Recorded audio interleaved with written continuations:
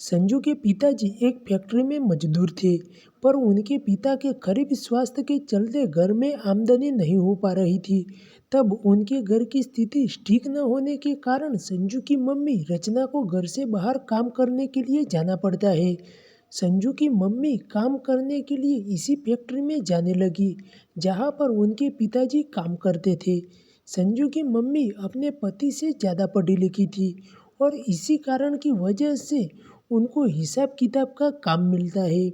रचना की उम्र करीबन 25 साल थी और रचना दिखने में भी काफ़ी खूबसूरत थी। रचना को उसी फैक्ट्री में काम करते अभी तक 3 महीने ही हुए थे। रचना जिस जगह काम करती थी वह बंगला बहुत ही बड़ा था, जिससे वह ऑफिस का सारा काम करते थे और वहाँ पर सभी भाइयों को मेंटेन करती रखती थी। रचना को उधर से लाना और छोड़ने का काम उसका बेटा संजीव करता था। उस बंगले के मालिक का नाम अशोक था, जो एक बहुत ही बड़े बिजनेसमैन थे। उनका कारोबार विदेश में भी चलता था।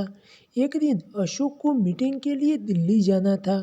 उसने रचना को भी मीटिंग में उसके साथ आने को कहा। तभी रचना बोलती है कि मैं अपने पति से पूछकर बताऊंगी। तब अशोक ने कहा, ठीक है, तुम फ़ोन पर पूछ लो और मुझे जल्दी बता दो।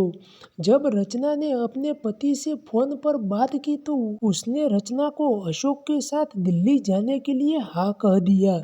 फिर कुछ देर बाद रचना उसके बॉस के साथ दिल्ली चली जाती है।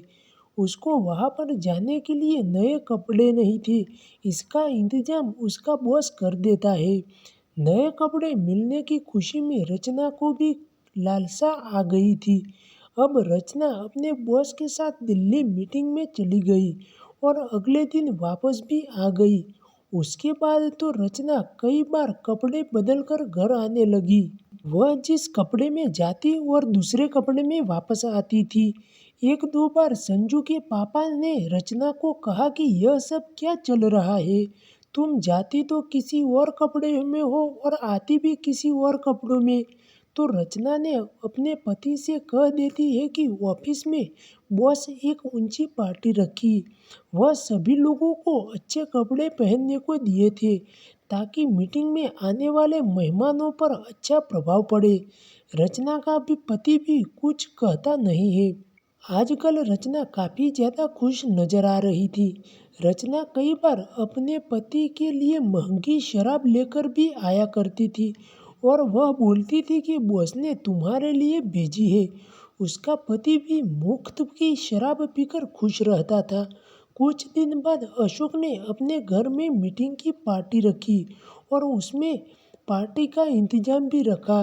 उस पार्टी में रचना भी गई हुई थी। उसने वही साड़ी पहनी थी जो उसके बॉस ने दिल्ली जाते वक्त दिलाई थी। पार्टी में काफ़ी रौनक थी, रंग बिरंगी लाइट जल रही थी, जिसकी वजह से वहाँ का माहौल काफ़ी भी अच्छा लग रहा था। रचना को पहुँचते ही उसके बॉस ने उसे अपने पास बुलाया और सोफे पर बैठाकर थोड़ी ड्रिंक पिला दी।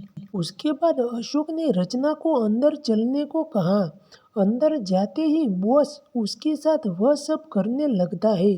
तभी रचना को भी समझ में आ गया था कि आज तो बॉस उसको छोड़ेगा नहीं।